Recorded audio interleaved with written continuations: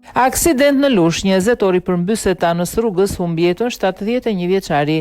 Mëngjesin e sotëm një aksident tragjik është regjistruar në fshatin Dushk në Lush 1, ku një 71 vjeçar dyshohet se ka humbur jetën pas përmbysjes së mjetit bujqësor me cilin po lëvizte, ndërsa një person tjetër ka mbetur i plagosur. Sipas informacioneve paraprake, viktima është identifikuar si Ekur Angelo, banues në zonë, ndërsa i plagosuri ndodhet në spital jashtë rrezikut për jetën.